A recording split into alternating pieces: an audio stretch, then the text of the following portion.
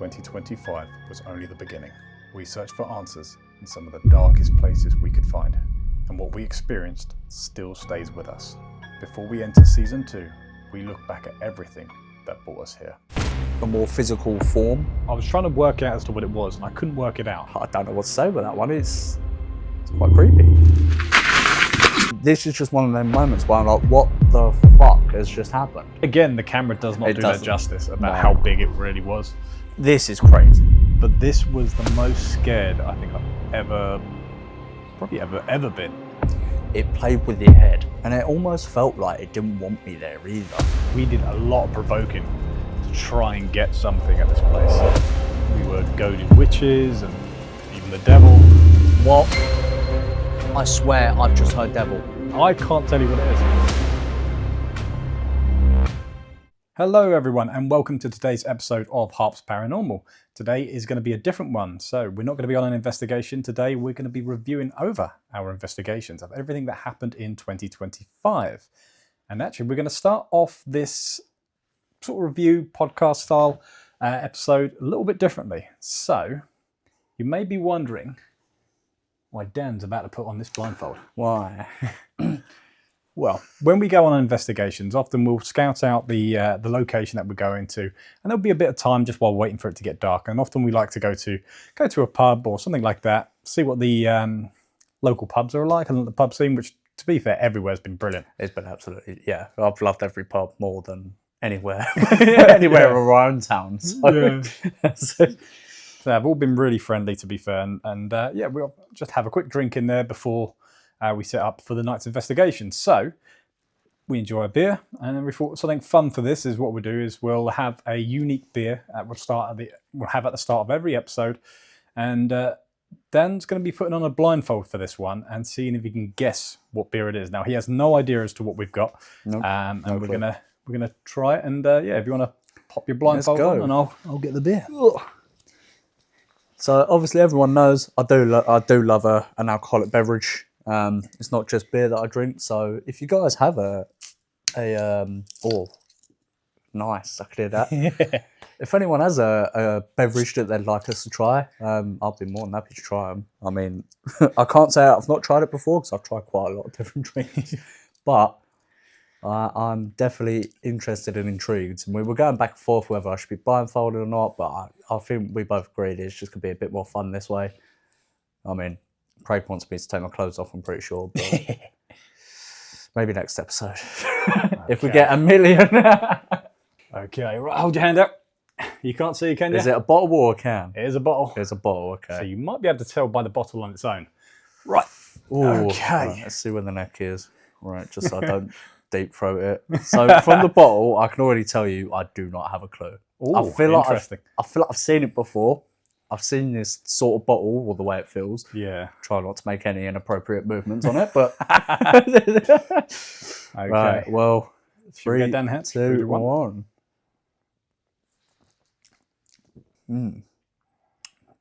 They're very subtle, very refreshing. Definitely can't tell you which one it is. It's got a nice long aftertaste to that. I do really like it. Yeah. So I've been drinking a few of these lately. So I normally get the bigger bottles of them. But yeah, no. Oh, okay. So this is a smaller bottle. Because I've drunk so many beers, and I know this isn't one that I've tried. So like, all I can think about is the beers that I've already had, and I know it's not them. And to be fair, it is very different. So I won't be able to guess. I generally don't know. It's not the typical beers that I usually drink. Oh, fair enough. You ready for the... Well, for the reveal, I suppose. Okay. Well, we are having a Modelo. A Modelo. Ah. See, yeah, I knew I'd seen it. Have I tried it before? I don't think so. I don't think I have. But no, that's a very nice, easy beer. Yeah, I think if you're like first time drinking beer or trying a beer, then I think this is a good first one to try. Yeah, I think especially if you want to branch out for something a bit different. If you're used to drinking the usual, even Budweiser's, Foster's, Carling, anything like that, and you think, actually, maybe it's time for a bit of a change, it's not a bad one to go for. Especially seeing as you can normally get them in the big bottles as well, which you can get them deals free for 2 or free for a certain amount. Even at the moment, these are actually on offer at Tesco's. which is where I picked them up. So Sponsor. No, it's not sponsored, but no. normal 4.5%. Yeah, A very nice bottle, I'd say. yeah. I've got some other unique ones that I want to try with you, but obviously we need this to be popular before we do that. So Yeah. I've just realised something. We haven't even got the laptop set up yet. No, we haven't. But that's not going to make too much of a difference. But yeah. So anyway, well, that's the beer. That's very nice. Oh, it's HARPS Paranormal. It's HARPS Paranormal. Now, there's something else that Dan doesn't know. Okay. We've got another little surprise for him, so I'll get him this. I'm going to go and get it now. Oh, God. Right, how many inches? Here we go. Oh! There's your... Oh, what have we got? There's his stuff. Loving. So I'll show you a lot. We've got it. So this is something that we've had in the works. Obviously, I know one there. And I'll tell you what, I'm going to put this on now because I'm actually really bloody hot in this. So bear with me one moment and we can rep the merch. And as a review of the quality, this is really nice. It's lightweight. The embroidery is really nice on it. I tell you what, I really like this. It's really good quality. Well, we've got a shout out to Order Uniform for helping us out. Well, they've done this. The people that I had there were really good. Louise, the lady there, she helped me out massively. Because we were just talking about obviously the embroidery, printing, as to how it's going to work. And obviously our logo is quite complicated. So you'll probably see me in this Jumper On Investigations, but for now I'm absolutely boiling. So it's very good timing that we had a shirt because I had a jumper on and nothing underneath. So it wasn't very video friendly. Not that I care, but I don't think you lot would like to see anything underneath. What? If you do, let me know. So, yeah, I really want to say big thank you to everyone that's followed us, liked us, subscribed to us, just engaged with the content. It's been such a positive start with our YouTube career. I really didn't expect half of what we've got. And I'm just so excited that people have been reaching out to me. You know, people were saying, oh, when are we going to get more content? Because I know it's been a little while since we've uploaded a video, and there was a couple of reasons for that. There was one video that was done that's... well, it's going to remain unseen just because of the lighting on the camera didn't work out, and that was a solo investigation. We've actually filmed this already, and we had some lighting issues there where all the lights decided to go out, which changed how the video looked and everything. So that is another reason why that hasn't been out. But we do have some stuff in the pipeline, and I can also reveal now that we do actually have a collaboration with our good friends at Shadow Paranormal. So yes. I won't reveal the location just yet, but I can confirm that in May we'll be doing quite a large investigation, quite an expensive investigation too, but it's a large one that we're going to be going to. I'm really looking forward to seeing them again and seeing exactly as to how they work. I know they've done a couple of behind the scenes sort of videos, which I always quite enjoy. Yeah, to be fair, I like, even though this video isn't particularly about them, it's about us, I must say that they're pushing content out like nobody's business at the minute. Yeah. So yeah, shout out Paranormal, keep up what you're doing, and I can't wait to get that collab with you. Anyway, let's get into the main bulk of as to what we're going to be doing today. So as I mentioned, we are going to be reviewing over the footage and everything that we've captured so far. So what we're going to do, we're going to load it up, we'll watch a couple of the I don't know why I'm going like this actually. What we're going to do. No, so what we're going to do is we're going to watch over the footage. We're going to review over some of the things that we captured and go for a bit of a discussion about what we think, whether it's paranormal, whether it's not, whether we can explain everything, and yeah, we'll go through there. So let's get everything all set up for that, which I don't know how we're going to set this up because... Stand by. Yeah. And that's the cut. Right, so we're going to start off first talking about the location. Let's start off with the very first location, Minsden Chapel. Yeah. What do you remember of it? And just talk us through. Reginald loved me, didn't he? So obviously with that one very small location that we went to, my first ever investigation. Obviously for me, there was a lot of waiting around, a lot of setting up and stuff like that. Obviously it comes with the role, the territory, the job, whatever you want to call it. but it was obviously very enjoyable. Now I'm a bit more experienced. I can start setting up mics, cameras, shit like that. But overall, I remember not like feeling much when we got there. However, it was light. It was still quite light out. By the time we went out, got our beer, and come back, like it darkened. It was very eerie. Obviously, it's kind of in the middle of a field as well, so it's quite secluded, as opposed to some of the other locations we've done. But I think that was such a nice start to to kick off the channel. Yeah. No, I completely agree. I think we was quite lucky. I mean, the time that we went, it was still quite warm out. So it was summer, it was early August, wasn't it? I think it was early August, yeah. So yeah, we went out, but we didn't see a single soul anywhere near us. No. We were left. We did capture a horse at one point, but I never see a horse. Obviously, we heard it, didn't we? Yeah. And then when we was walking back, despite the fact we'd walked up and down quite a few times, didn't we? Yeah. And then all of a sudden there was this massive amount of horse crap, but we never see that before. I remember. Sure. It's right on the trail we were walking, yeah. Yeah, I thought we would have seen that, but it could just be a case that we did miss it, even though we walked up and down there about 6 or 7 times. Bear in mind, guys, as well, this walk was like, it's not a long walk, but you're carrying backpacks and stuff like that. Again, it's not too bad. And obviously, one of the investigations we'll get into later was a lot longer of a walk, but I'd say an easier walk. Yeah. But this one, with the not necessarily rugged terrain, but typical English field. You can lose your foot in, twist your ankle at any time. You never know what you're going to step in or on. So you got to be careful when you're walking through this sort of area. Absolutely. But yeah, do you know what? I really did enjoy this this location. I think it was just really nice, and it didn't have a negative feel to it at all, not at any point. Even though we picked up a few things, we had the strange smell to begin with. There's a few other parts that we'll get into a bit later, but it all felt really nice. Yeah. So what we do is we're going to play a bit of footage, and what we'll do is we'll talk through it, probably as it's playing, and maybe a bit after, do a bit of pausing, and see as to where we go. So Dan, if you'd just like to press play. So this is the first part. So this is the... Bless you. Oh my God. Why is that sound? Oh, as you can see, we captured something. See if you can see it.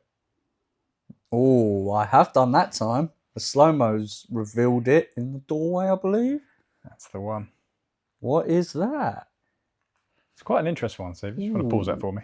Yeah, that's... Ooh, okay. So yeah, so what's your thoughts on this?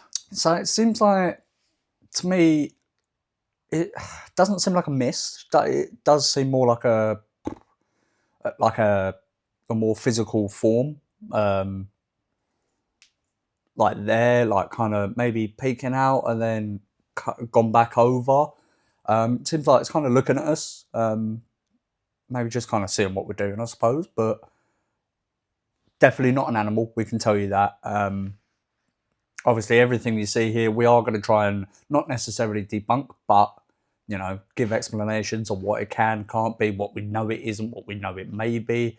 And that, we can tell you now, there was no animal interference in any of the investigation, bar the horse manure. But that is an interesting one, which we didn't obviously see at the time. And yeah, I don't know what to say about that one. It's quite creepy. Yeah, this is definitely one of probably the best captures that we've actually got, which is so interesting because it's the first one. Yeah, we hadn't even really started. We're just filming for a bit of B-roll at this point. You can sort of see in the first part of the clip, but I'm still setting up down at the other end. And yeah, I think looking at this, I mean, obviously some people, you may go there, it's a little light anomaly caused from bugs or anything like that. Yeah. But at the start, you see a bug go past, and you see it shoot all the way down towards me. And it comes through clear as day. You can easily see it. Whereas this is kind of interesting because you can see something develop and then it shoots off. And the way that it shoots off is a bit strange. And like we had so many, there was a lot of bugs and stuff around that, it's always going to be the case any of these sort of locations. And we do have a forest behind that. Well, say forest or woods. Yeah, wooding, yeah.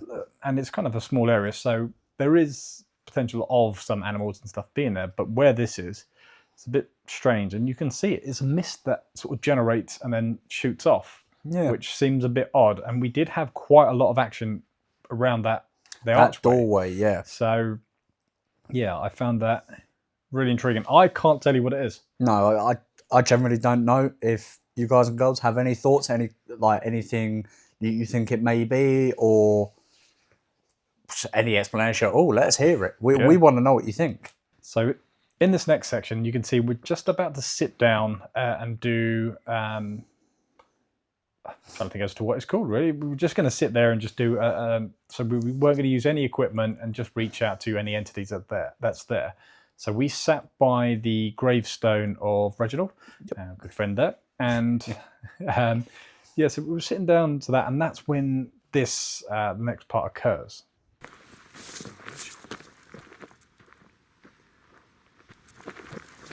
On the right-hand side, you can see this sort of orb. I'd say pause it. Yeah, I'd say it's like an orb that is developing. You can see it coming through. Again, yeah, the first thing that we thought was, is this a bug? But again, in the same footage, you can still see a bug flying off. Yeah. So you can tell it's not a light reflection from that. And it kind of has a structure to it. It's like almost like a bubble and a reflection of a bubble, and it sort of moves like that before it disappears. Yeah, I think that's a weird one, because it does seem like it floats like material, but at the same time, like it's kind of like a feather. Like it kind of swings back and forth like you would a child. But in terms of what it is, could it be a bit of clothing or something? As you can see in my jacket there, I have multiple holes from cats, and it could be something that's fallen off there. I do highly doubt it, because I think, like, generally on a day-to-day basis, I don't see much of it come out or anything. So I don't. And as you can see, I'm standing still there. I'm not really moving to the point where something could be pulled out of that that hole. So I don't. That one has confused me as well, because again, can't be bugs, because it's literally like you see, you see like a line of like what looks like material. It's not like, but it's definitely something there. But yeah, no, again, I find that this one is one that I can't quite explain. I'm not actually the biggest fan of orbs. I think a lot of the times it is just dust reflecting up, and potentially that could be the case. You know, we are kicking up stuff from the ground. There's quite a lot of gravel. There's a lot of overgrown reeds. Something could have been kicked up, but the way that it floats is a bit odd, and again, it just disappears. Especially over the grave as well. Like, although we didn't kind of get many personal responses from Reginald, like we were probably the whole time speaking directly to him. So maybe, you know, there's an element, considering we're right by his gravestone here, maybe there's an element that he come out, so to speak. But other than that, I don't have another logical explanation. Not sure, therefore, but... Right, now he's just fighting back a bit. Oh my god! You alright? What the fuck? Not sure, therefore, but... Right, now he's just fighting back a bit. Oh my god! You can see. Well, I think we best start off about, obviously, with the farting. Dan farted at him first. We're assuming Reg just farted back, but there was a lot of times that we were getting things through and it sounded like a fart. Yeah. And so we kept saying that. And then, this one was very definitive. It was, you heard it. He farted at him. But then we had the interesting thing that happened. So yes. I think for this, I'll just put a bit of context and then we'll let Dan talk about what happened, because obviously it happened to him. So where he's standing, there is a tree nearby. Now the tree does overhang towards the chapel, but not exactly where he's standing. Now, sadly, we didn't capture any clear footage to show exactly as to where he was, to where the tree is. But you can see from that shoots straight down at you. And the tree was not above your head at that point. No. But if you want to just talk about that. Yeah, so just like to elaborate on what Craig said and where I was. So like when you had the chapel wall where we were standing, there was maybe 1.5 meters away to the side was like a barbed wire fence to keep like horses away from it, I assume. And this tree was kind of like not overhanging, but on par with the barbed wire fence. Obviously, I'm on the other side towards the chapel. And as you can see, I shit myself. I was shocked, but the way it come down, it's not like it fell. There was no wind, which I believe I specified in the video at the time, and just this acorn seems to be launched at me while I'm trying to get a result, while I'm trying to talk. I don't think the fart had anything to do with it, but this is just one of them moments where I'm like, what the fuck has just happened? Just thinking it, now that you've mentioned that, maybe it did poo on you. I'm just saying, it's a pooped acorn.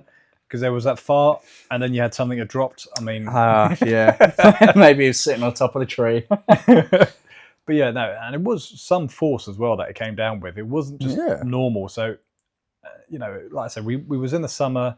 There was no real breeze or anything. It did start to get a little bit cooler the later that it got, but there wasn't any like major wind. You can probably tell from the audio that we have as well, especially at the start when we kind of forgot to turn on the main camera to capture the audio. And there's a couple of times that we used just the built-in microphone from the night vision camera. There's no real wind or anything that's coming through. No. And we'll see a little bit again later as to some of the other parts that we captured during that time.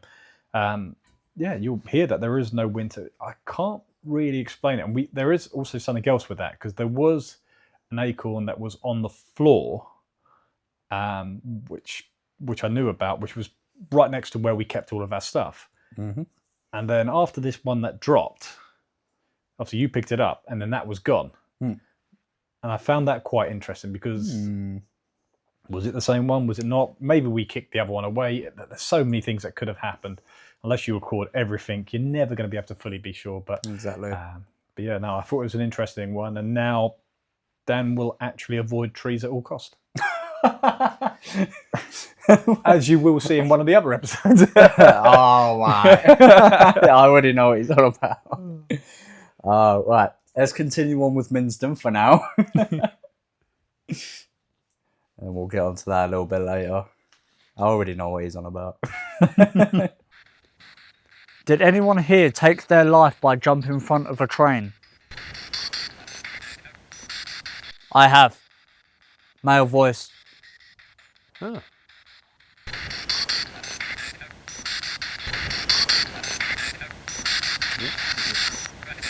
Right. Yeah. So we obviously know the backstory about Reg, and sadly he did take his own life by jumping in front of a train when he was basically getting disciplined by the Law Society. And so we're aware of that story, and obviously that's what prompted us to ask this question. But it was interesting as to what you picked up, and then also that second part, which it's hard to hear, so you have to really enhance the audio for it to work. But you can hear that Dan mentions about, so that's absolutely fine. And then there's a little sound afterwards which you can't hear, and I was trying to work out as to what it was, and I couldn't work it out. And then I actually played it backwards, and you can clearly hear. Well, it sounds like Reginald to me. Yeah. You have to enhance the audio to do it. And it's kind of interesting because there's a lot of theories about spirits or anything from the afterlife being able to talk and things coming through backwards. And this is quite a common phenomenon that happens. So it's interesting that we've got that. And what do you think of it? Yeah, so obviously I heard it clear. I didn't hear the original part, but I heard that I have very clearly. And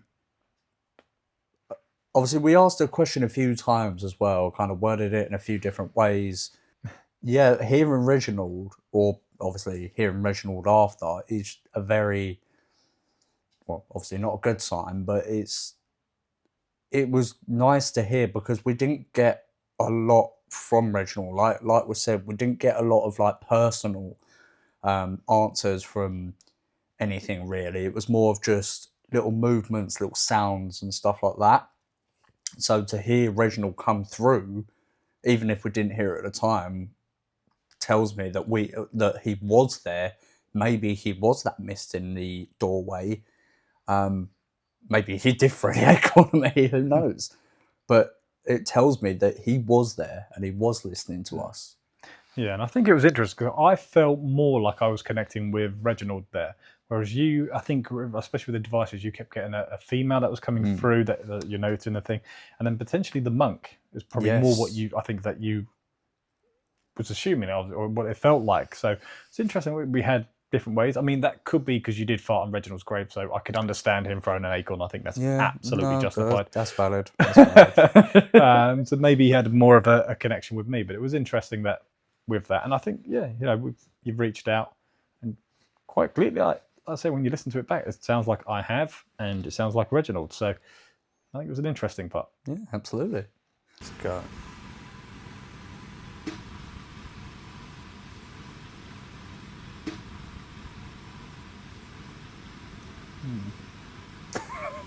Thank you. Definitely heard that. Sounded like your can though. Well, not this one. Can's over there. Is it over there? Behind the camera. Oh, That's definitely not my camera. that definitely weren't. Definitely not my camera. That sounded like it was kind of behind. It did sound like a can, actually. Yeah. It did sound like a can. Popping, wasn't it? Yeah. Yeah, it's. I think it was a strange sound because it really does sound like a can, sort of, just when it pops a little bit or anything like that. But we both looked in the same sort of direction. We both knew it came from. It was either just in front or just behind the wall.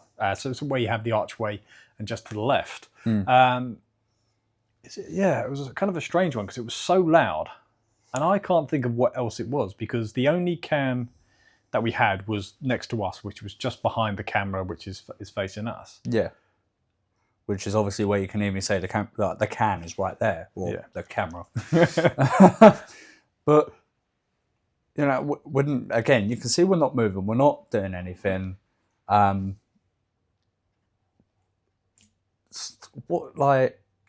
sounded like a can falling off the wall, but there was no cans there. Like, what other sound? Like, it did sound maybe a bit metallic, but at the same time, we were the only ones there. There was no wildlife around.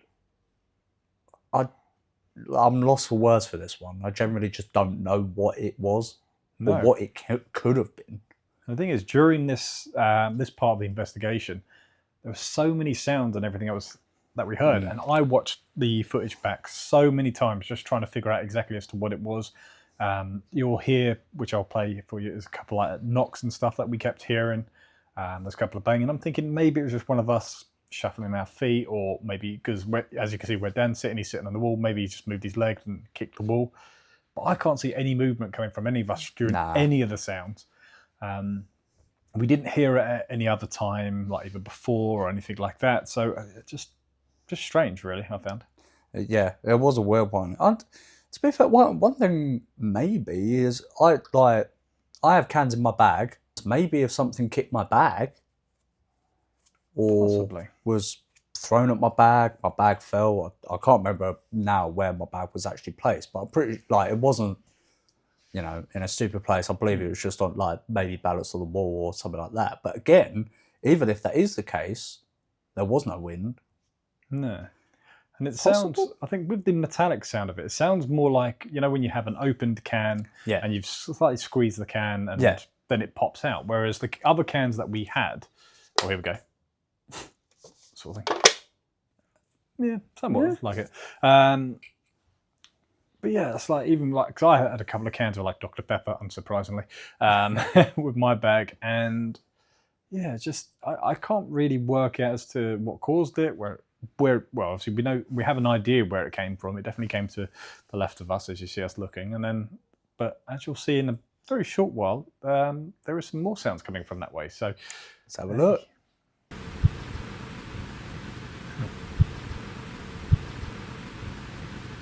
I'm pretty sure it's just a wind, but it did sound strange then. No, it didn't sound like wind.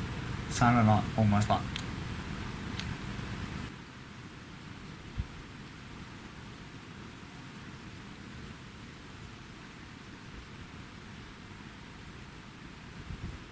You hear what I'm hearing? Yeah. No, it's same direction, just beyond the archway.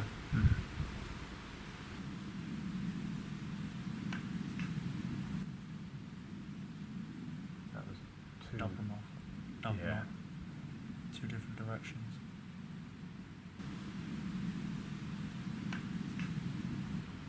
I thought they both sounded like they came from that way, but we're kind of hearing it. Like one there, one maybe down the back.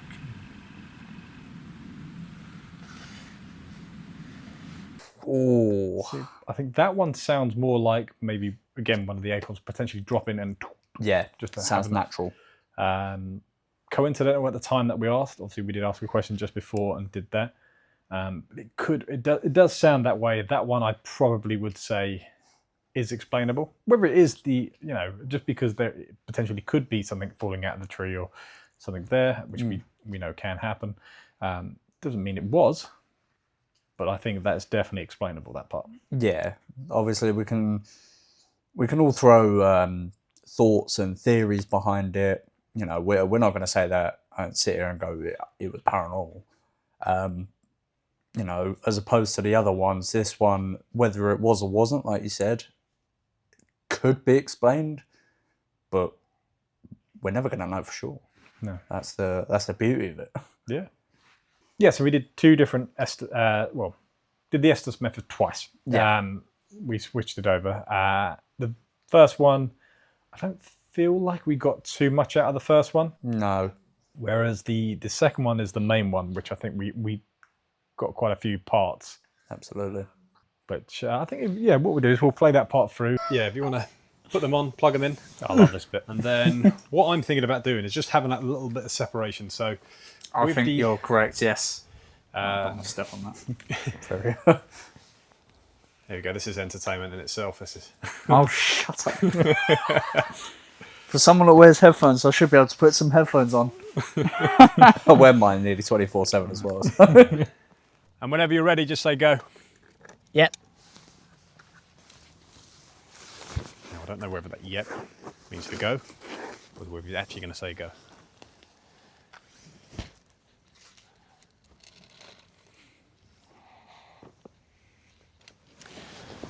Now what we're going to do is we're doing a distant Estes method. All right, go for it. Oh, there we go. We're ready to go. So Dan's now got the headphones on. He's listened to the spirit box. So we're going to ask a couple of questions out. Anytime that he hears anything, he's going to shout it out, just so we know that the questions are being answered. So first of all, I'm going to start off with the monk that resides here. If you're here, speak to the funny looking man over there. Searching for...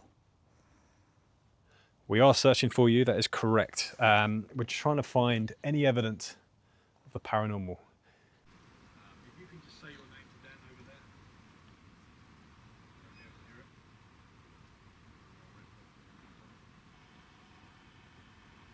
If that's you that keeps going through the archway. Death?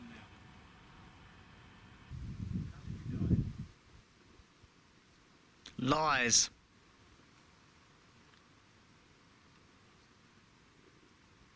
The information about your death, is that lies? Did you die here? Is Reginald here? Is the monk here? Warning! That's crazy. Who are you? Tell me your name. Said Donald? Oh my gosh. It could have been Reginald.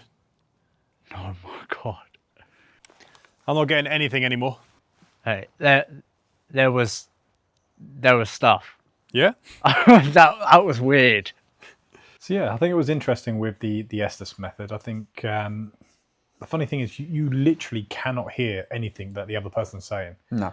You've just got that constant going through, and then you get the occasional words or things that sound like a word, and it's really hard to try and sort of know exactly as to what's being said and try and listen to the clear stuff. Some of it sounds like complete jumbo and just trying to work out what it's saying. So what I tend to do is only say the clear stuff or the things that I know that was said, or that I feel that I know that was said. But yeah, it was interesting. There was a couple of parts in that I thought was really interesting that you pick up on, and obviously as soon as we regroup, obviously you mentioned about it, but what part of that do you think was the most compelling for you?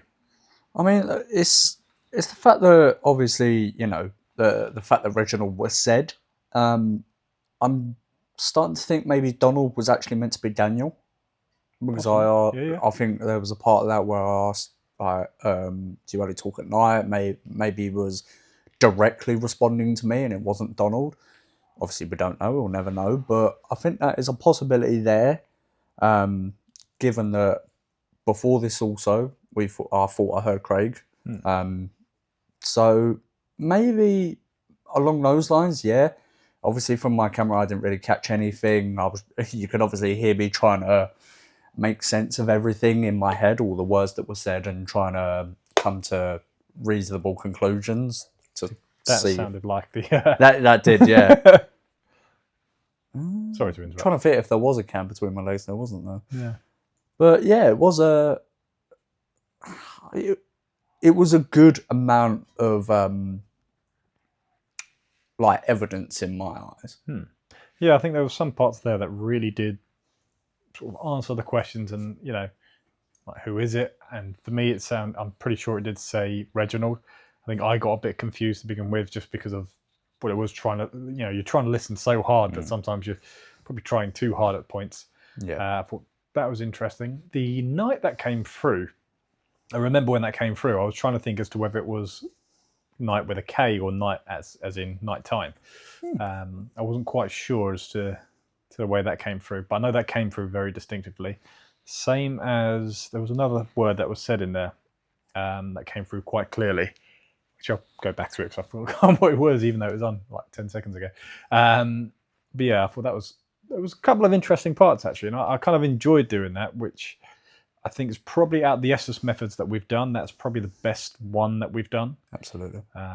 It's probably, I actually think this whole location was actually my favourite, because I felt the most connected to an individual. Obviously, I know I felt more that it was Reginald, and you felt more it might have been the monk or this other lady that kept coming through. What I'll do is I'll do a compilation of a few of the little bits that sort of came through as well, because we had so many little parts that kept coming through in the next stage of the investigation, where we had, I think it was your device that was running. Yeah. We had other parts of the spirit box as well going. There's a few things that came through. One of my favourite parts of that was like favourite boy that came through. Yeah. My name came through a few times. So yeah, there's a few parts, but like I say, I'll play a little compilation here, and then obviously let us know as to what you think. Hello? Anyone there?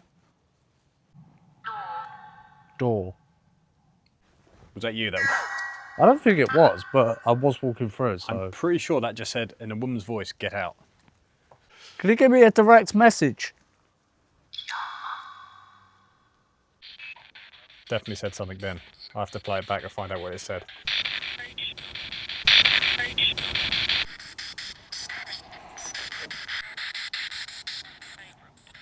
Favourite boy. I think it's you. Very clear. Yeah.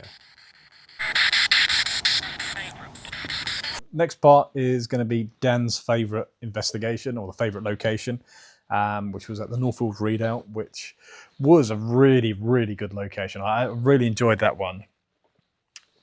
But there was a few things that happened, a few things that kept going, well, that went wrong. Yeah. I'm not going to name any names, but it weren't Dan. So to begin Someone with, was a bit forgetful that day. only a little bit. So As 3 times we had to go back.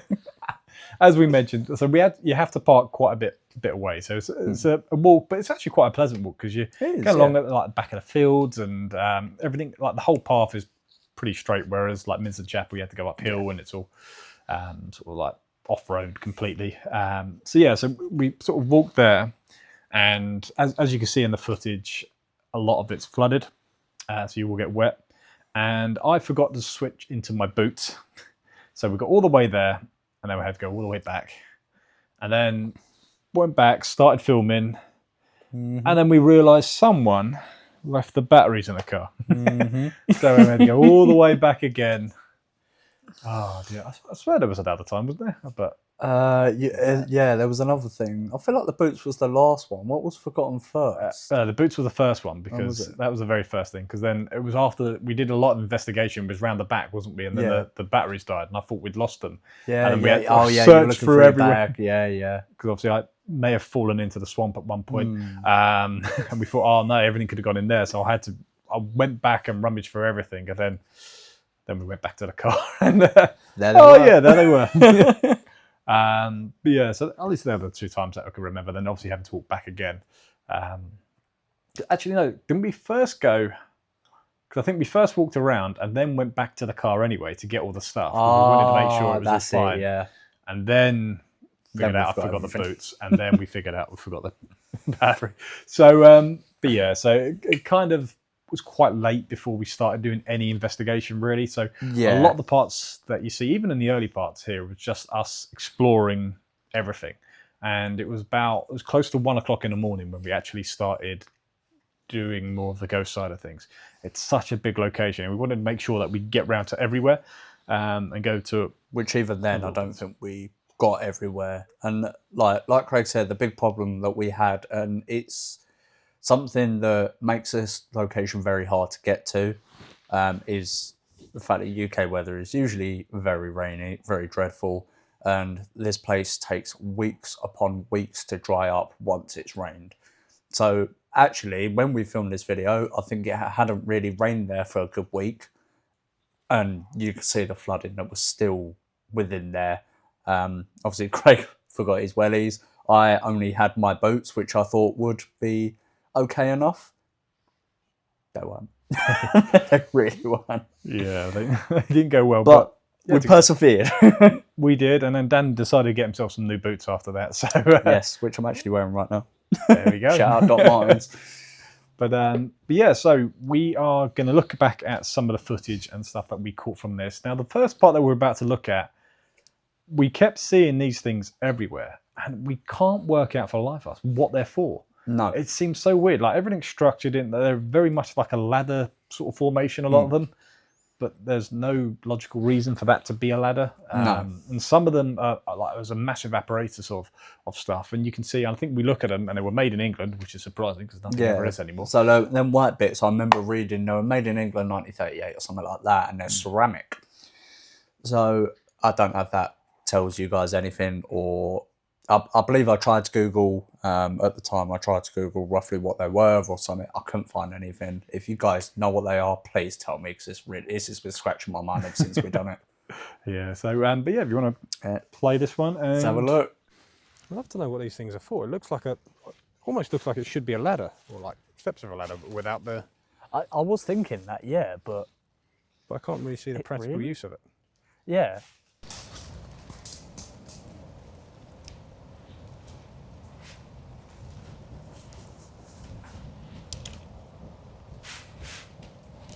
That was big. That was a lot of movement. But then surprisingly seemed to disappear. Like it was like really loud, massive thuds. Yeah.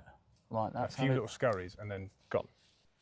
Love the way we didn't put a torch on until No, we after just a while, but yeah. But it was strange because at first it sort of sounds like something falling down from the trees, which absolutely would be a regional thing. There's obviously squirrels and a load of other wildlife that's there. Absolutely. But the more you listen, the more you can hear footsteps and things scurrying away. Yeah, and like you said within the video, it's not something that's small. And yeah, like if it was another person there, you'd hear it get more distant. Why did it just vanish out of nowhere? It was like something had taken 2 steps and disappeared. It was a very bizarre moment that we really weren't expecting. And now that I look at it here, we didn't get anything of that sort of magnitude and nature throughout the rest of the investigation. So if it was something within the area, what was it? Yeah, be interesting to know because I remember at the time I don't think the recording does it justice as to how loud it really was. No. Like it honestly did feel like a lot of footsteps Yeah. that we could hear. So there was more that we could hear than what was picked up by the audio. But it was it was kind of a strange part. But although it was kind of jumpy, it didn't really put me on edge too much for the rest of it. It didn't feel malicious or anything like that. But I think that's kind of all the places that we've been. Nothing's felt malicious as such. Yeah, I don't really think that we've come across anything of a negative nature or an evil nature. I mean, don't get me wrong, I think it's kind of on my bucket list being in this area, but yeah, with this one, obviously, it's another one we don't know if it's paranormal or wildlife, but it's a very odd moment that we can't quite pinpoint. No, absolutely. And I think with the sounds and where it came from, once we do turn the torch on, which, as we mentioned, was a bit late, it was that direction that we heard it. It was directly behind us. It wasn't off to the sides or anything like back in behind the trees. It was just there, and it was this big noise, and then a little scurry away, and then disappeared, gone. Yeah. So an interesting one for us. Never to be heard again. No. Let's carry on. Oh, what's next? What we got next? So with that, obviously you're one side, I'm at the other side with this. Yes. We both hear this noise, but we both assumed it was each other. Yes. Obviously I do, as you'll see very shortly, I do pan the camera inside the next room, but there's another room on the other side of that, and then another room on the other side, which is where Dan is. So there's technically two rooms in between us, but they're all somewhat conjoined. There's windows in the way. Yeah. But so we have that noise, and then if we play on for the next part and play the whole thing. There we go. Was that you that banged then? Whoa, fuck. Did you just get a bat? Yeah. I thought it was fucking you banging. No, I could have sworn I thought it was you just jumping through or something. Fucking hell. I know, right? Massive. I know. The bat that came at me was so much smaller. That's what I was scared about. But then I heard a bang over there. Oh, I had a bang, but I thought it was you. There you go. So you can clearly see from both of our perspectives, we're doing nothing but walking around. Neither of us have kicked a stone, kicked anything like that. And again, what was it? Because, I mean, if it was a bat flying into something, okay, fair enough. But I very highly doubt that was the case. Yeah, I think the sound that comes through, it sounds like quite a large object or like a rock that's landed, hit, and then rolled, because it was like a doo-doo-doo. Yeah. Is what I heard. And I highly doubt Zubat there picked it up and threw it at us. Threw a Geodude at us. Let's go real Pokemon. Maybe Reginald's back. But yeah, it was a kind of a really odd sound, but then we both assumed it was each other, so we weren't spooked out by it. And then I was really annoyed at this. So when I walked through and I had that first bat that came through, now I remember that coming at my face, but I cannot capture on any frame on the camera. Yeah. Oh, I thought you were saying like the camera was going off. I was like, no, just winking at the camera coming on your face. Yeah.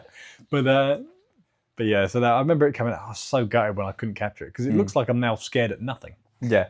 And then when we go through to the next room and we see the massive one, again, the camera does not do that justice about how big it really was. Like, if anyone has been into an abandoned building with like a battle or something it's not something you walk through. You are, weary of, even though they're not likely to, they can bite. It can spread shit that you don't want. 7% battery. Cheers, mate. And then obviously, the speed that it's going around, it's doing this, it's very unpredictable. So if it does do that and it starts flying towards you, you're kind of like, whoa, whoa, whoa. So it's very easy to kind of like essentially shit yourself when you see a bat. It's not the bat itself, it's when it's up in the air and you don't know what the hell it's doing. Yeah. So we tend to get quite a few bats around here, and it's quite fun seeing them out. But when you're in that confined of a space and it's coming at your face, I'm telling you, everyone would do the same thing. But yeah, it was kind of a fun part of the investigation, actually having that and just walking through. But that sound to begin with, though, is a bit of an odd one. Again, what was it? Because it wasn't us. All right, let's crack on with the next one.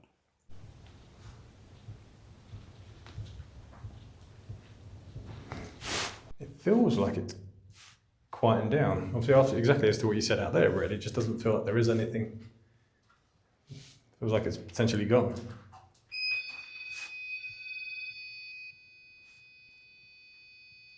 I mean, this is spike up as well.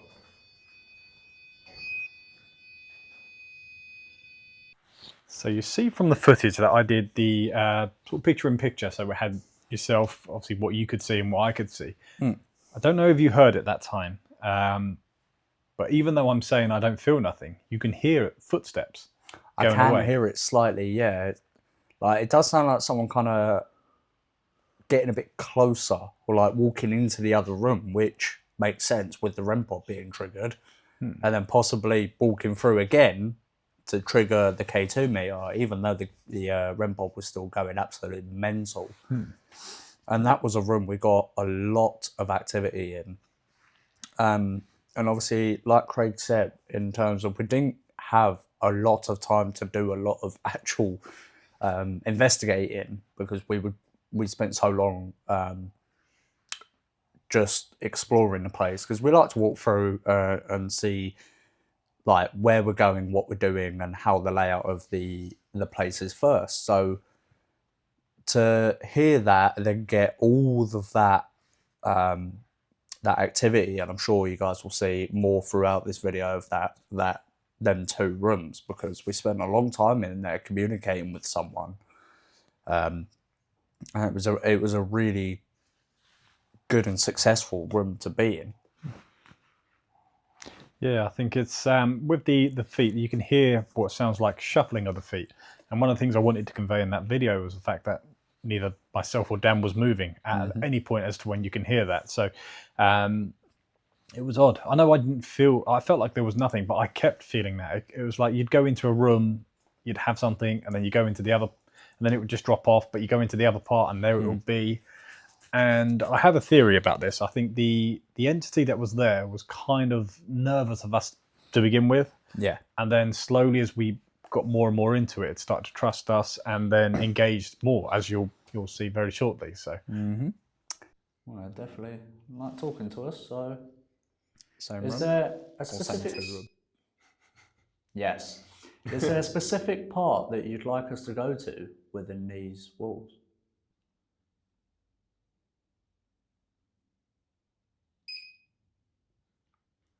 Is that this room? Would you like us to stay in this room?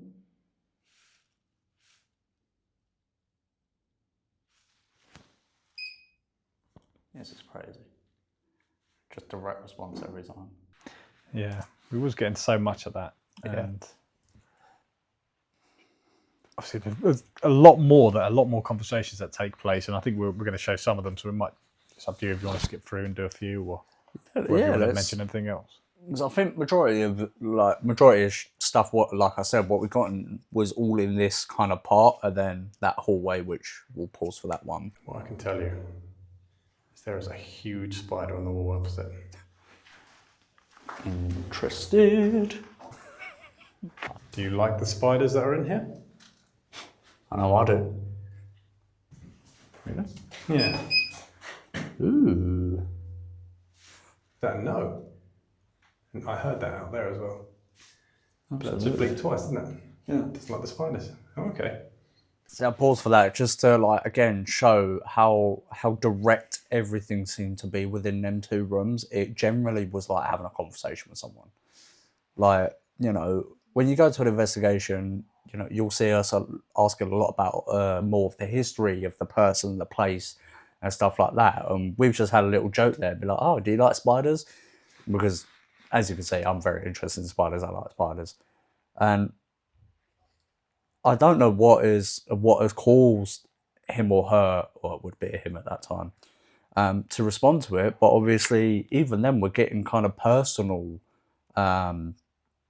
answers to the questions that we're asking. Like, we probably could have stayed there all night having a conversation with this guy. Generally.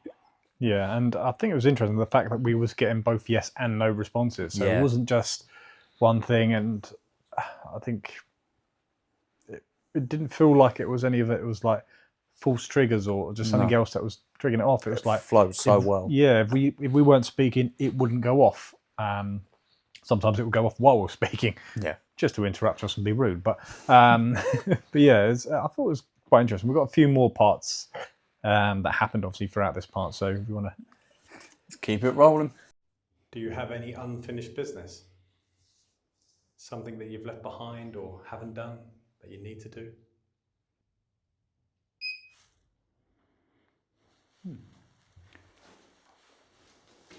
Is that unfinished business to do with the war?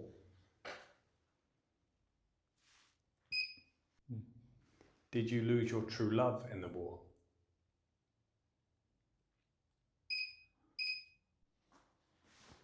Do you not want to go to the other side?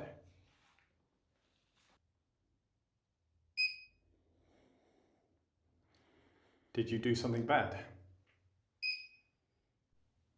Did you take someone's life? Did you kill another man?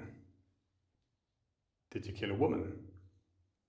Did you kill a child? Okay, thank God. Did you take your own life? I feel like this is dissipating. This is crazy. Yeah. Like, shh, guinea pigs. Yeah, this is completely crazy. It actually sounded like a Red Pop beep. It did a little bit. Like we were saying, direct responses, yes and no, both. And we've gone very personal with these questions. And, you know, we've kind of stuck with it in the sense of, you know, in war, you lose people you love and stuff like that. Why I referenced true love, I'm not quite sure. But That was me. oh, was it? Yeah. Well, I'm not quite sure. But you know, it's also personal. Like you said, we didn't get a lot. As soon as it felt like it's dissipating, we were getting more again. It was like the entity wanted us to stay. Yeah, actually, after it got over two random dudes coming over and asking random questions, it seemed to actually want to talk to us. And I'd be curious to go back and see if we were talking to the same person. Yeah, I'd love to go back to this place. Absolutely. Definitely happy to go back even this year. Yeah, absolutely. Some of the others, I'd probably wait a while before I go back, just Yeah. to try and make sure that we can get to other places. But this one, obviously, sadly, we're going to have to wait until we have a bit of summer, which hopefully will happen. Yeah, hopefully. And if we do, we'll pop back. And there is another reason that we have to pop back, which you're probably about to see as well, which if we play on. Let's go. So one more question before we're going to move. Are you lonely? Well, we're going to move on to do another part.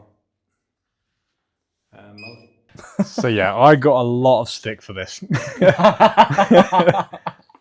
Honestly, some of the message I got, like when this one went live, one of my friends pretty much just watches it straight away, or like the day after, whatever. And I just get this message out of him saying, "You dick." I was like, what have I done? He goes, "You was in that room, you asked, are you lonely? And then you just pissed off." Just left him there.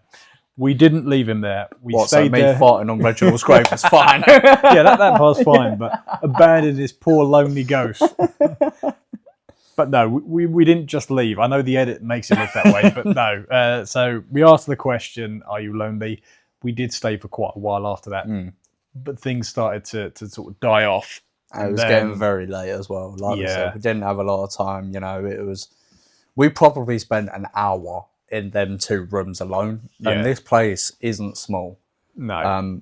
Like if we can go back there in the summer, and none of it's flooded. Like the reason we couldn't investigate a lot of it was because it was flooded, so we had to go and try and find some dry areas.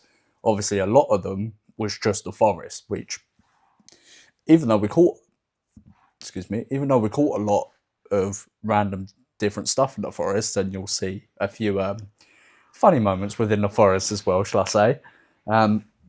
In terms of actual kind of confirmed paranormal activity, it was very tough for us to try and go to like an indoor room. Yeah, and I think it's important to also note that we had been working all day. Both of us, obviously at this point, it's close to 2-3 o'clock in the morning. and exploring. There's so much walking around and trekking. You're up and down hills all the time. Yeah, kept forgetting stuff. Someone, no names mentioned, kept forgetting stuff. But yeah, so we were pretty tired as well, and we had another idea that we really wanted to try, which is exactly as to what we tried next. And this part, I really wish we could have done a bit longer. Yeah. The batteries were dying. We did have another battery to replace that we could have stayed there a bit longer, but I think we were both absolutely shattered at that point. Yeah. But I kind of wish that the experiment lasted a little bit longer, because you will see from the videos, I don't really get spooked out too much, other than obviously when a wild bat appears and comes at you. Or hornet. Yeah. Stay tuned. But yeah, so but this was the most scared I think I've probably ever been. We did the experiment in complete darkness. Now, you couldn't see anything. The only slight light source that you get is literally from the microphone. There's like a little light that's on that, and that will occasionally like sort of shine up against the wall, but you can't see anything. No. Absolutely nothing. And yeah, we want to play through, and that is what we see. No idea. I can't see anything. You can't see. Yeah, I know. Jesus. Is there anyone here that would like to speak with us?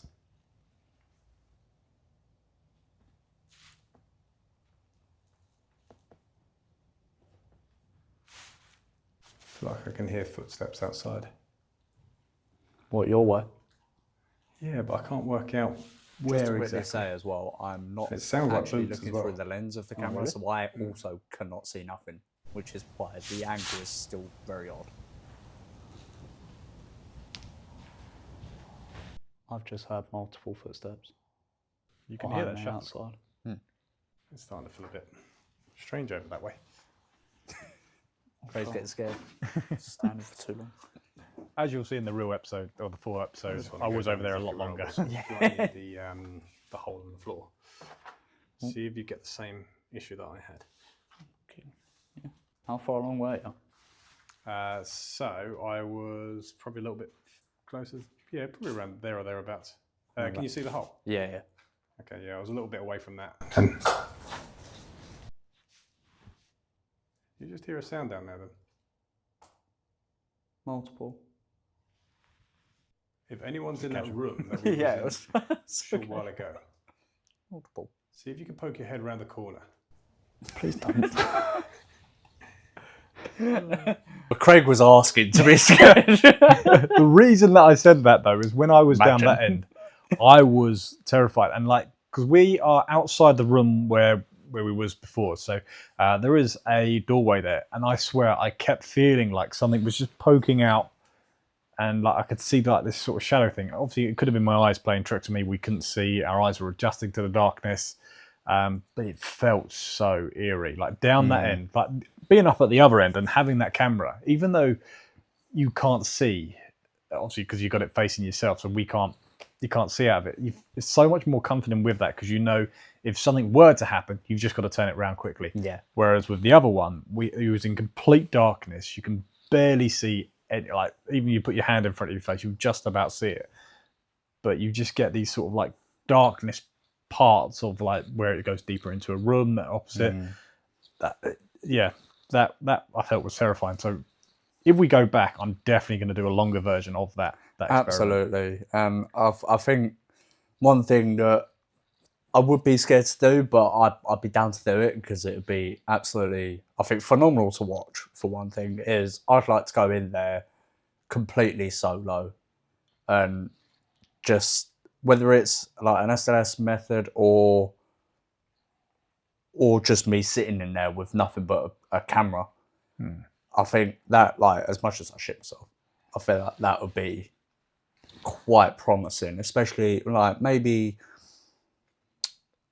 like in the summer it would be a lot easier, but we could get a lot from that person as well. Yeah. Like if we were there earlier during the night, now that we know the area, when we go back there, should be second nature. And if we got there during the day, obviously maybe we can explore and find something even more. you know, walking through the night, and it is tough to see what you're actually looking for. You know, we found like a random little dome. We weren't too sure what that was. Actually, we found multiple. But it'd be very nice to explore during the day and then actually do the paranormal stuff in the in the early morning. So I think that was one of my favourite moments from the video, despite being absolutely shattered at that point. My feet were soaking. Bearing in mind, obviously, this is after we walked through the whole of the Redoubt. So both of our feet are absolutely soaked. We're walking in trench water. Very unhealthy. My boots were absolutely fucked. But overall, it was such a good and fun exploration / investigation. Yeah. There we go. Just powered off. There you go. Which is horrendous because now I can't see shit. As soon as you get... Oh, damn, that's different. Yeah. Yeah, I don't know what it was. Like when I was over there, I kept staring around the thing. I kept feeling like something was just peeking around the corner. No, I do feel that I kept feeling like I was being watched really closely. And that is the end of the where the corridor was, or not the corridor, sorry, where the room was, where we got all of that previous activity. So, like, obviously, on the end that I was on previously, the end that Craig's on now, you got like the broken down, not the broken down, but the scrap car, the two wooden doors. One of them's half open, and then it stairs up to the outside. And obviously, I heard a few footsteps along them lines out there. But when you've got that window and that door frame there with the room that we've had all that activity, it did really feel like you were being watched. It did, like, it played with your head in a sense. Yeah, that was, like I say, that was the most scared that I've been at any of the locations. Really was. It was a nerve-wracking one, but like I say, when we go back, we'll do it even bigger next time. Absolutely. We're moving on now to the next location, which was Canewdon. I can't remember the name of the church now. What was the name of the church? Canewdon St.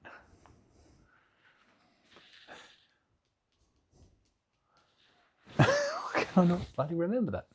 St. Nicholas. I thought it was St. Nicholas. I didn't want to say it. I was thinking St. Peter. I was like, I know it's not St. Peter. No, that's the other one. But yeah. So moving back onto this one. This was Canewdon at St. Nicholas's Church. We had such high hopes for this one. So this one was our Halloween special, and we had to go in before Halloween because the police, they close it off because how many people go here. And essentially do what I've done here. Yeah. Obviously, I'm doing it for more shits and giggles. People generally believe like this. And don't get me wrong, I'd love to think that there's a paranormal aspect behind it. But the rumour was if he ran around anti-clockwise 7 times, he'd go back in time. And run around anti-clockwise 13 times, he'd see the devil. Obviously, the 7 times, if anyone generally believes that, you're an idiot. Actually, coming to think about it, it was on lap 7 that you did go back in time. Well, you took a trip anyway, so. So actually, that joke, love it. Yeah. Obviously, we mentioned that we filmed this last time. That thought never occurred to me. No, to be fair, it didn't occur to me. 7's my favourite number as well. Yeah. So, but well, not anymore. Yeah, no, it was kind of an interesting one. So with Canewdon, obviously, there's a lot of folklore around obviously witches. Just outside, you had the shed where the pillories were kept. Yes, or still which kept. Was so interesting to see. I wonder if that's actually really good. Right, what was you saying? I know you were talking. Like being able to actually see the pillories, and like this isn't a prop or anything like that. This was a locked shed that clearly hadn't been opened in God knows how long.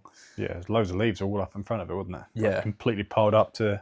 And I pretty much shoved my my phone through to try and get a good angle, a good picture, a video. I couldn't really get there. But regardless, you can see the pillories there, and considering they were also used, I mean, whether that specific one was used, we don't know. But whether because they were used at the time as well, it's just very crazy to think about in my eyes. Like, you know, how many people were hurt, or how many people even died, you know, on these pillories, and it was very nearly haunting to kind of think about that. Yeah. I'd love to have had access to that shed and gone inside there and done like even just inside that small cramped space just to do something in there. Just to test. I bet there would have been some energy or something that could have been kicked off. Absolutely. But yeah, like, there's a lot of stuff around Canewdon, the whole town itself, but particularly St Nicholas's Church. Obviously, there was the reports that I go through about the blue/grey lady that was there. And there's a lot of people that go there, and you see a lot of sort of YouTube videos and stuff where they're there in the daytime, and people are feeling very creeped out about the place. But when we went there, I had this feeling of nothing, absolutely nothing. Where Dan had a bit more of a feeling about but stuff. It didn't really last that long either. No. So I felt like I was being really watched at the start, like more intensely than the other two locations, and I really thought like something's here, and it almost felt like it didn't want me there either. But over time, it just left. Yeah. And also one thing to point out with this location specifically is obviously open to the public. I think there's one more location that was, and we happened to see someone, but there are, up until midnight, pretty much, there were people walking through, walking past, some people paying respect or, you know, whatever like that. So obviously we have to be respectful in that regard and kind of stop what we're doing if we're in the middle of a test or something, kind of keep out of their way and carry on afterwards. But I would say it was a very difficult location to get anything. I think this was the most underwhelming one that we thought we would get quite a lot from. And in a weird way, I feel like this one was more just kind of vlog wise.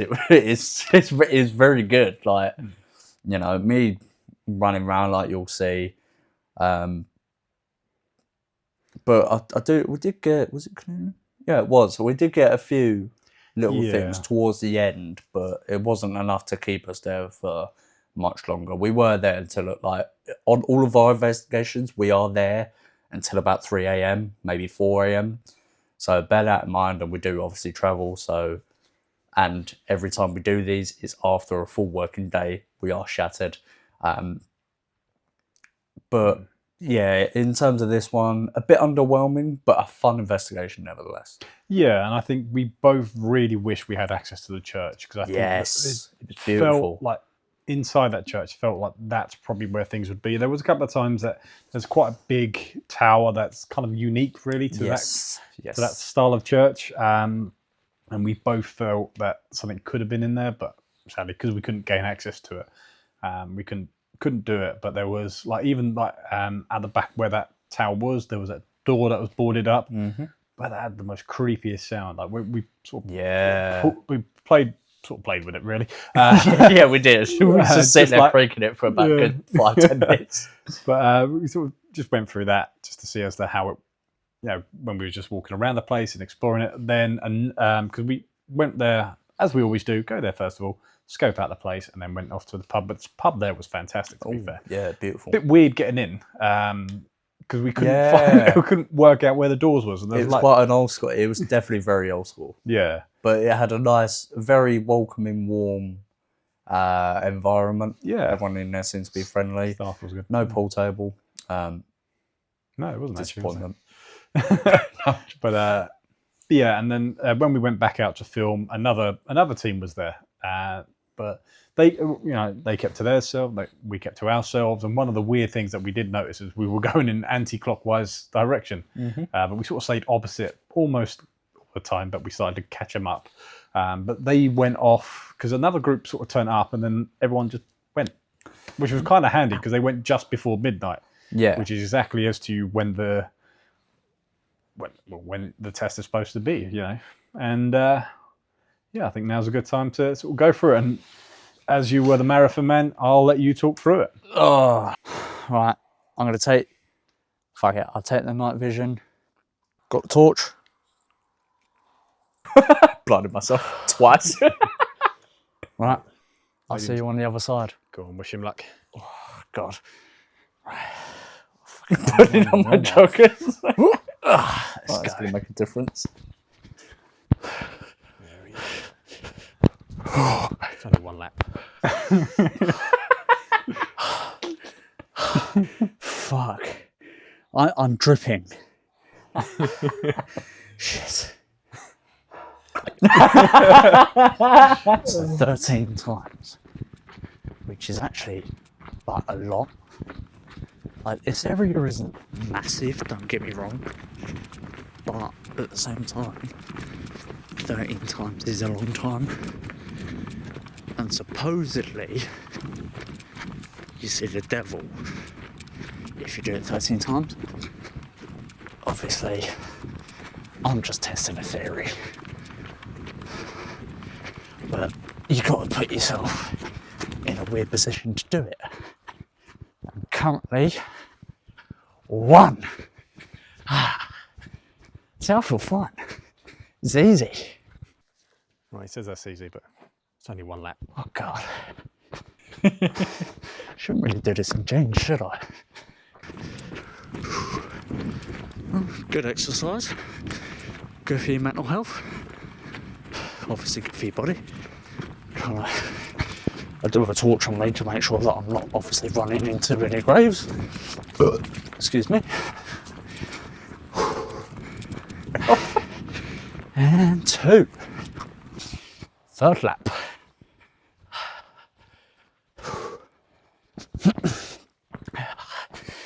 Definitely gonna need an energy drink after this. Oh, Jesus. I forgot how unfit I am. I said this would be easy. I'm on the 3rd lap and I'm bloody... Oh, God. Well, if I thought you're going to get the best point of view. Shadowing. 4. 9 more. 9 more. That's 3. 9 more laps. You got 10 more. Oh. We were counting differently, so I was So counting I'll how give many you laps guys- he's done. He's counting how many laps he's got ahead. Come on. Like the video. Share it around. Leave a comment. Oh, fuck. Let us know. Still do that. What you want us to do. In terms of content. In terms of locations. Even in terms of methods. If there's a certain method you want us to try. Or location. Then let us know. Right, 5th lap. Fucking hell. 13 times is right. Should be easy. Oh, God. Oh, God. 5. That's 4 laps. 5 laps. I meant that you've done 4 laps. 6.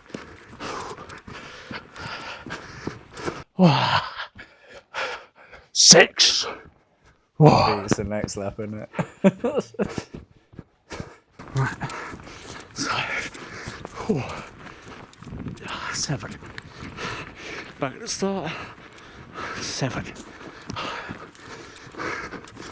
So I'm just over halfway.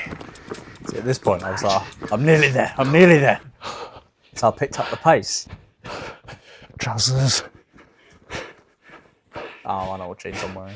Oh! My ankle. There we go. That's where we fell down. Fuck. You okay?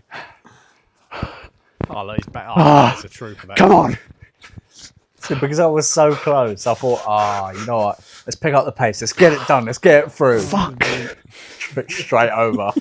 Wouldn't be a bloody HARPS Paranormal video without me falling over. Exactly that. By the way, this ground is extremely uneven. So it's majority of Eight's England. almost done. 9. Right, night flap. So, I would like to point out I'm a bit asthmatic, so this breathing isn't exaggerated. detour. So 13 laps, anti-clockwise, which I'm doing. Supposedly makes you the devil. So about to hit my 10th flap.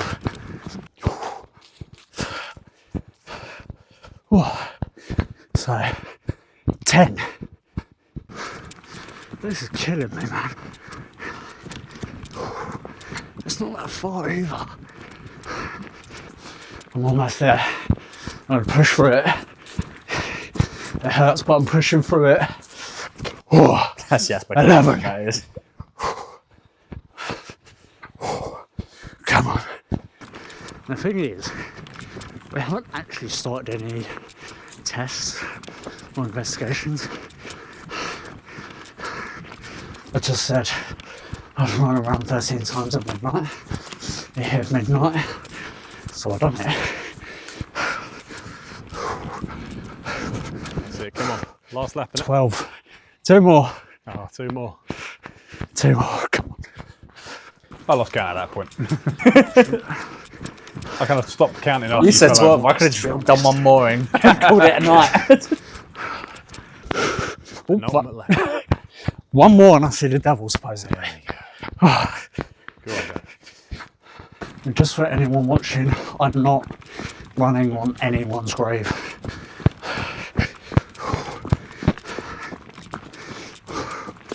Not close to him either. I'm a safe distance from any grave. I had my torch on me just to make sure. Oh my God. Not again. Almost there. That's the same bit as well, I think. Yeah. I should supposedly see the devil. Yeah, something like that too. Yeah. Well done, man.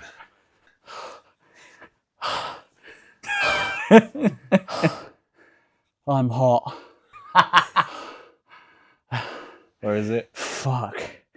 I'm dripping. You definitely should have taken that jumper off. I had nothing on beneath it. Did you not? I thought No. you had a. I could have sworn you had a t-shirt on under. No, because I would have taken it off. Oh, but you're glad that you took your coat off anyway, so. Yeah. Yeah. Oh my God, I Um, feel I would have passed out.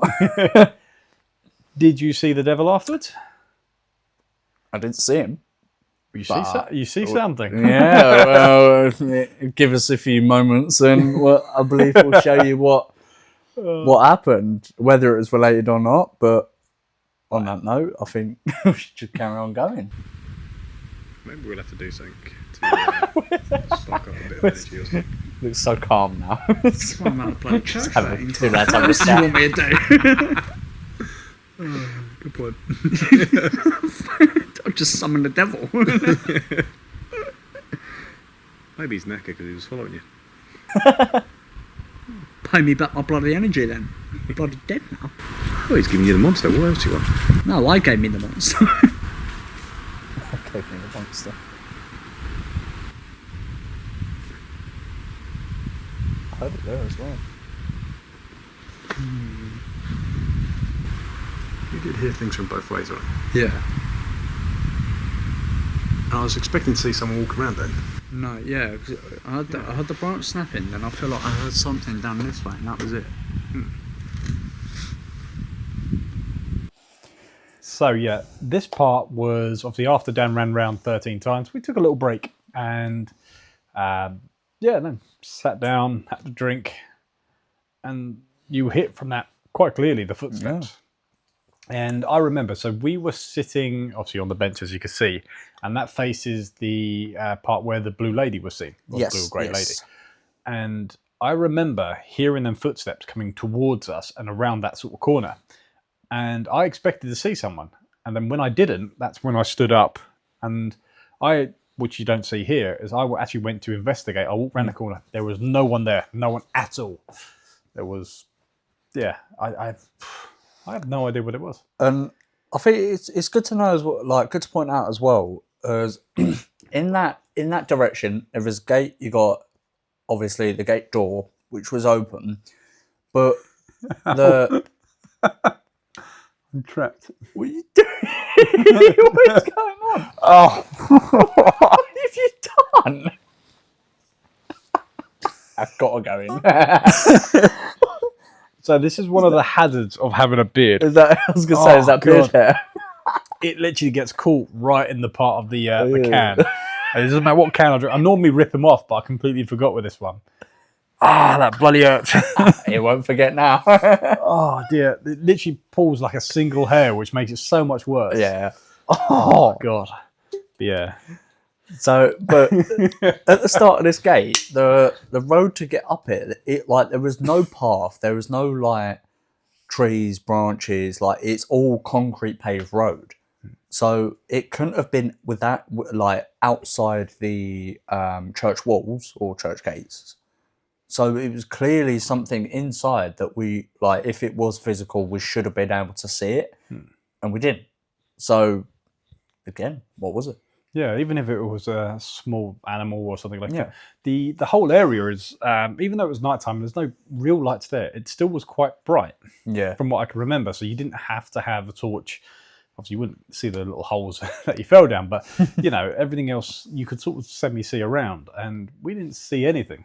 Obviously, I know we was kind of relaxed at that point. We weren't obviously investigation mode because we wasn't a break. But yeah, it was odd, and I just remember that was probably one of the strangest parts of that whole investigation. And it just so happens that when we're relaxing, something happens. But it was a good job that we kept this camera, my camera, we kept that one rolling at the point just in case. And it's always, as a great bit of advice, always have something rolling, whether it's a camera, whether it's your audio recorder, because it's always when you stop is when something happens. Is there anyone watching us right now? Anyone with us right now? Don't feel you. Let me feel you. Shut up. Both times, by the way. Seriously. Oh.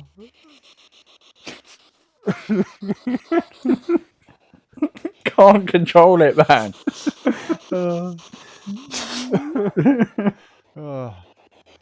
Times are very tough with them. He's done one. Film me, please. What? I swear I've just heard devil. Really? I swear. Yeah.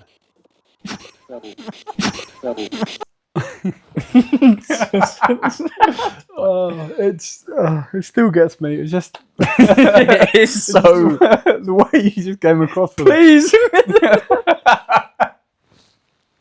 Film me.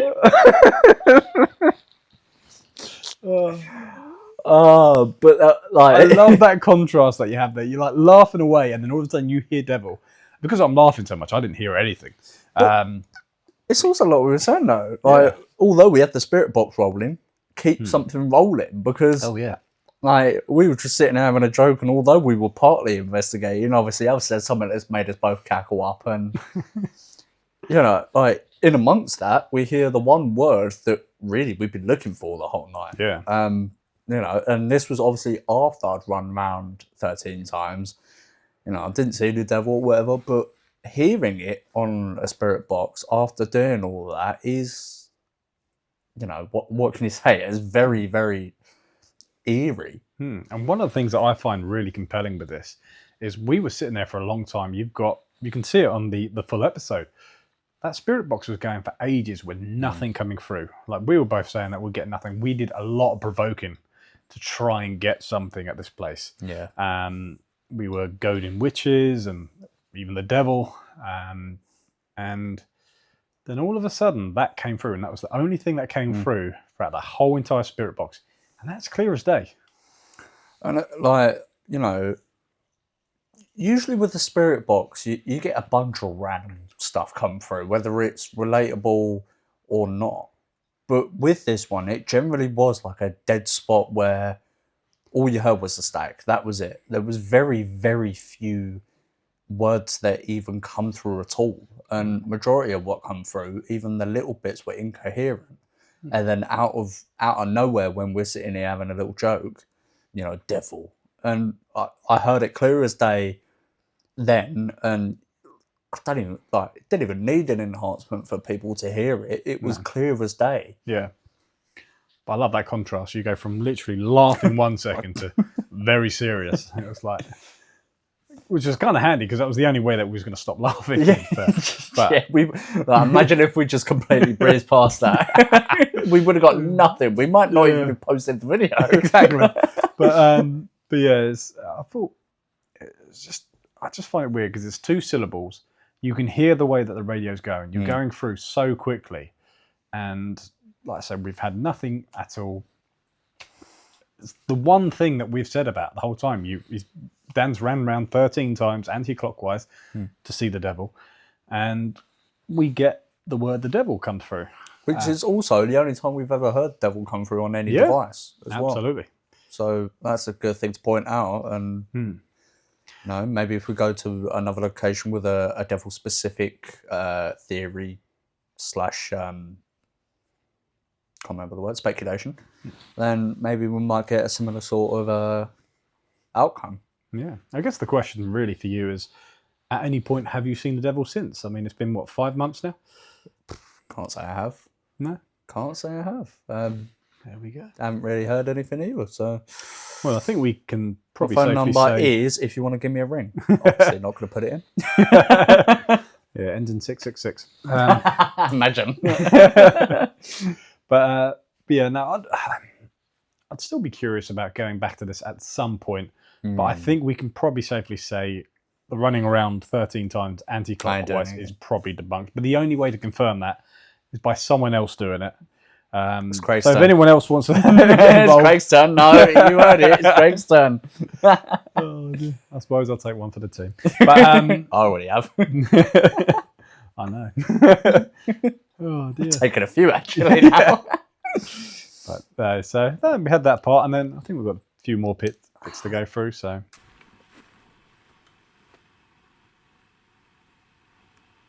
Sure, that light just came on.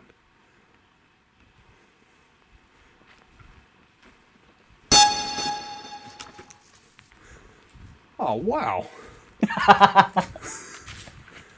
That's so cool. I really did not expect to see a badger. I'll be honest. It was the last thing I was thinking about. He was so happy and shocked to see a badger. And then the part you don't see, obviously I haven't put into this part, but obviously I do a very bad David Attenborough impression as well. Yes. But you know, it was just strange because Dan was doing his investigation. The first, because he normally loves the K2, so he get the K2 pretty much at any time. Yeah. But this time you hadn't touched it at all. And this is about 1:30, 2 o'clock in the morning. Yeah. We didn't really think of it. Really, it didn't really occur. No, and the same. We didn't think about doing an Estes method. We did try that, but it just didn't. We just didn't get the feeling for this place. It just didn't come across. And then I noticed that a light was coming on, and I was thinking it was the main light reflecting from like the church or something like that. But I went to investigate anyway, just in case. And as I was walking around the corner, the light triggered, and these were motion censored lights that sort of come on, and then you obviously hear me in the video, and then I walked around the corner, and there was a badger. And the funny thing is, like, the video makes it look so quick, but in real time, it was like we both stopped, looked at each other, and then he scurried off. But for me, it felt like at least 5 seconds that we were staring at each other. But as you can see in the video, it was less than half a second. Yeah. Maybe it was just one of them adrenaline things where just time slows down and that sort of happened. But it was quite fun. I just really didn't expect to see that. It was like the last thing I expected to see. I thought someone would walk around and I thought it would be perfectly explainable, but it was a badger. Gotta love a badger. Badger. More God. So, yes, moving on to the next one, which is St. Peter's Church, which is the last episode that we've done, and we put that up at Christmas time, which actually wasn't the last one we done. That was the third or the second one that we filmed? I want to say second. Yeah, I think it was the second, wasn't it? Yeah, so it was the second one we filmed, but the fourth one that we've pushed out. And it was quite a fun location. That town, again, was quite nice. It was very, very nice, actually. Again, you was in the pub for a while. I went off and got a kebab down at just around the corner. And they were really nice in there as well. And yeah, then, like I say, we went over. We'd filmed everything that we needed to, all the B-roll and everything in the early time. In the early time? In the early time. Earlier in the day. And then, then went there back at night. But then when we got there at night, we was like, oh no, someone else is here. And at first we thought, oh, it might be a caretaker or something like that. And yeah, that's when we bumped into our good friends. Guess who? Good friends at Shadow Paranormal. So yeah, no, we met up with them and kind of interrupted their investigation. Actually, wasn't necessarily our intention, but we had to go back to check everything, and we had a conversation with them. And literally from the start, they were welcoming. They were really nice. They were even talking about offering to let us do the investigation because it's somewhere that they've already been. But then, like I say, we agreed to allow them to investigate their part, and we went off to do the other part. And then the filming of this is completely different than the structure that you see within the video. So we had to film over at the graveyards first and then came back in. But like I say, when you watch the video, it looks like it flows. Yeah, essentially we were just trying to keep out of each other's way. Yeah. Just be, respectful and everything like that. In terms of like, there were kind of a few parts where we could have like teamed up, but the location wasn't big in a sense of like, because I think they had 3 people. Yeah. And then we had 2, like 5 people, one investigation in a place this small. Like it didn't quite really work in the sense of like if we teamed up with them right then, right there. So I think like the best thing that we decided to do was obviously you go over there, we go over here, and occasionally like we kind of just alternated clockwise. And then by the end, they were at the gravesite, we were in the actual church, and I think they went off, didn't they? Because they met us at the graves, and then they called it a night quite early, I think. But they weren't getting much, were they? Yeah. So. But regardless, obviously very nice people, and they helped us capture a bit of content, which I think you might see in a few seconds. So I'm going to see what we get. Definitely not anything that we normally get. Help. Nice. I've just heard Dan ask for help. Do you need our help? The 2 knocks that you can hear were not picked up by either myself or Dan. However, the knocks can be seen coming from Dan's microphone. It does not appear that Dan has moved during this time to cause the knocks. Therefore, this does remain unexplained. Yeah, so that was quite an interesting part. So at this point, the Shadow Paranormal had left, and we was investigating the ruins part of the church, and we was doing obviously separate Essex method. And it was kind of interesting. There was a few things that were picked up on Dan's microphone that he didn't acknowledge or anything like that. But you can clearly see, as you can see from the audio there, from the visuals there of the audio track, them knocks come from your microphone, and they're quite clear. And you are not moving at all. No, like obviously at this point, I'm so focused on what's coming through that I have no chance to hear anything external anyway. And that's the whole point of the SLS method with the headphones. But at the same time, they come from my mic. So how close was it? Like, it's got to be incredibly close for it to pick up that. that clearly. Sort of sounds like it's tapping on the microphone. Yeah, That's the sort of thing that So I when get you from it. Yeah, it's like testing it. but like I say, we can clearly, you're perfectly in shot there. You can see that you're not moving. Nothing's touching the microphone. It's not like you had extra layers of clothing on and it was knocking it or anything there. The other thing to note is my voice in that did sound a bit rough. I was very ill when I did the voiceover work, so I was quite poorly at the time. But like, I still had to put it out there. I do everything I can for you guys, so hopefully you appreciate that. But so no, if we want to move on, there was something else that happened with that part, and I can't remember whether it's in this video or not.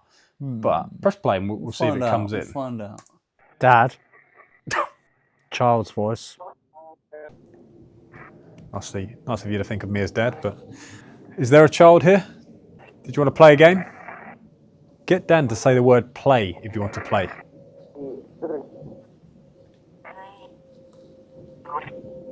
There you go. So that was the part I was referring to, actually. I feel like I heard it there. It's funny that you can hear that, but obviously you didn't hear it at the time. You didn't say anything. No. I can't work out as to whether that's come through the headphones for you, because obviously we can hear somewhat of what you're hearing. Yeah. But that play, or the play, the way it came through, it was. I feel like I would have heard it though. Yeah. Like I mean, that is pretty loud and clear. Yeah. Them like the headphones I'm using there. If I'm correct, are those my ones? They're your ones, yeah. Yeah. And I swear by my headphones. Like I would have had them loud. It would make sense for a bit of noise to come through. Yes. But at the same time, if the noise did come from my headphones, how haven't I heard it? So at that point, what is it? Maybe the same entity that made the knock was actually a lot closer to me, and maybe they were sitting next to me. Yeah. Because I was 100% sat down just by the altar. Yeah.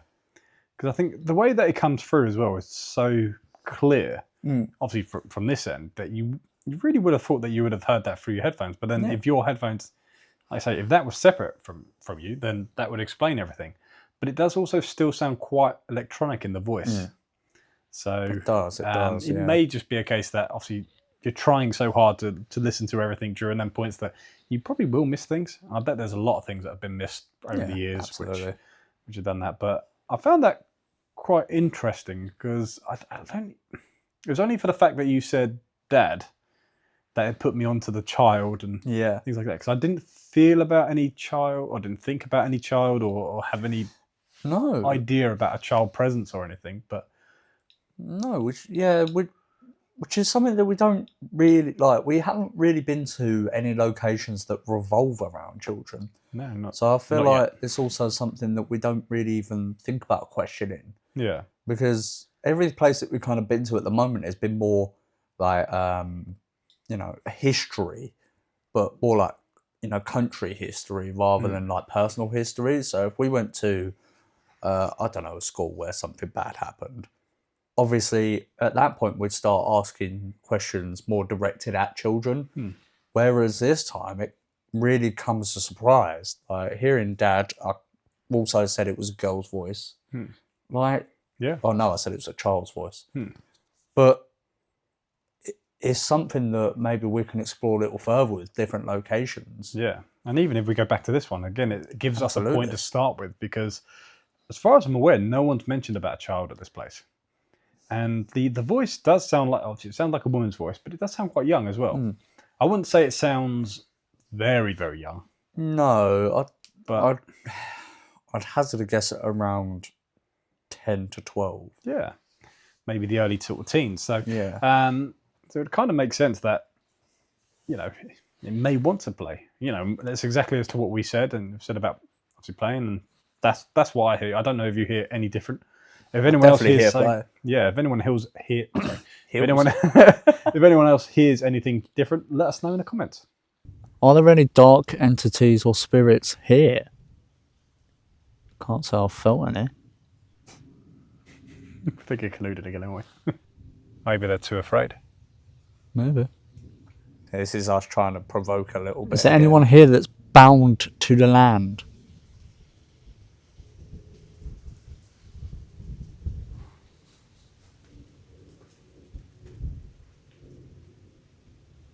Mate, I just see a light go across there.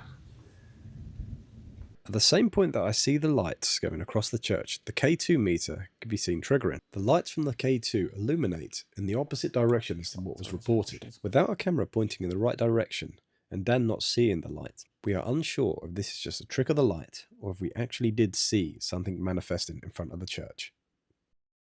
Go for it. So, with this one, there is also something else, which is a bonus thing, which happened after that we put the recording up. So one of our viewers, Lisa, she spotted this. So you can see the K2 going off. Maybe they're too afraid. Maybe. Is there anyone here that's bound to the land?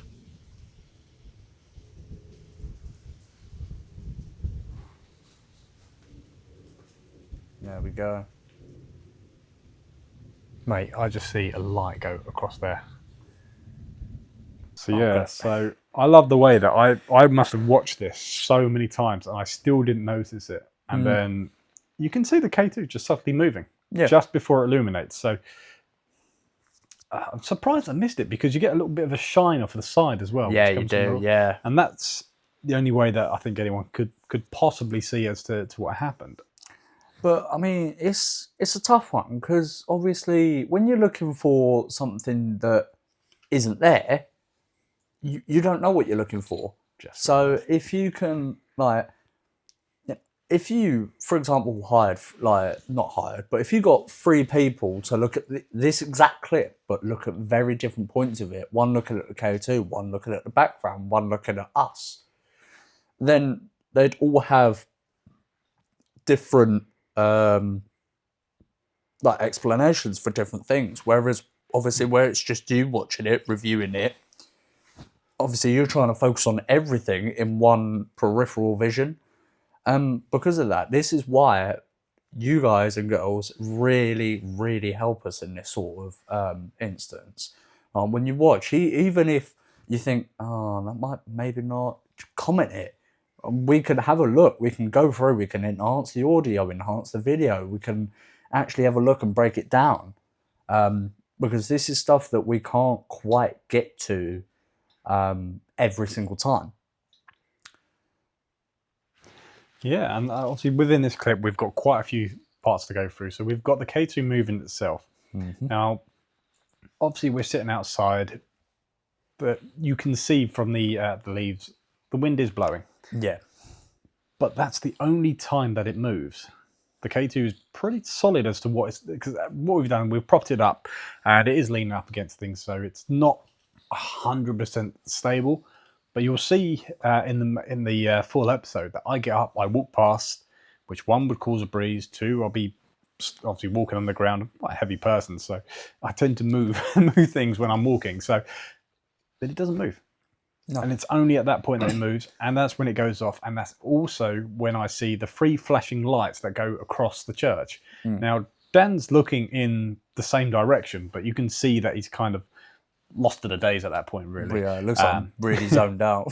The lights are on, but no one's home. That's all. Yeah, clearly, yeah. So, but like he doesn't see it. But it was 3 very quick sparks, and obviously I got up. I went to investigate it because I thought either I just see 3 light anomalies, or someone's just pulled up in the car park. Now, there was an incident that happened like when we was just getting ready to set up. There was a couple of youths really that pulled up into the car park, and I can't remember what it was they were saying, but they were looking for someone or something anyway. And yeah, it was weird.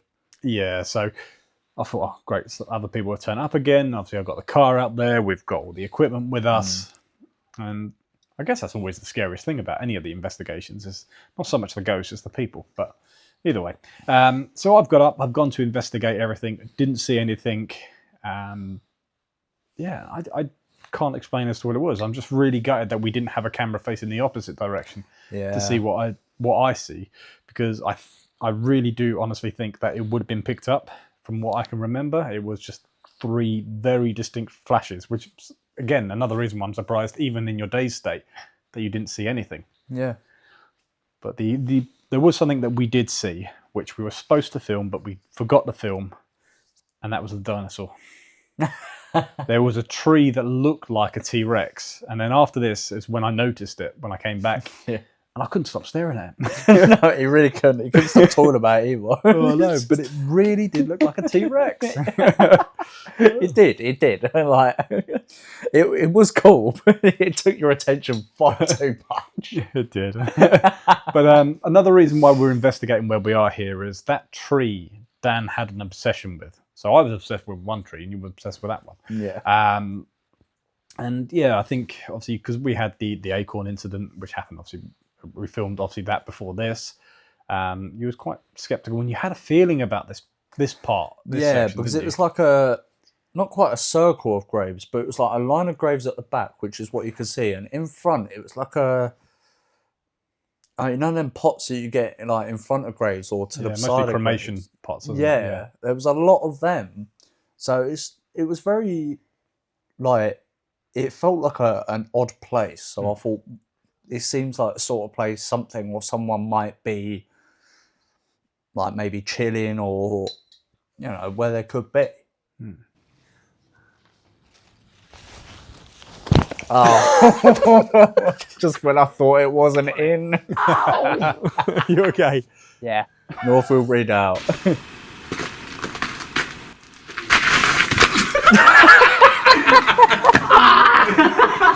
On it. Why did I get close?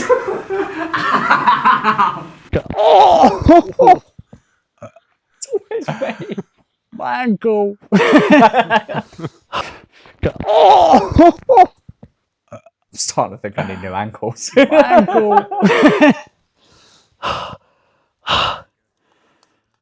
Looks like it's raining.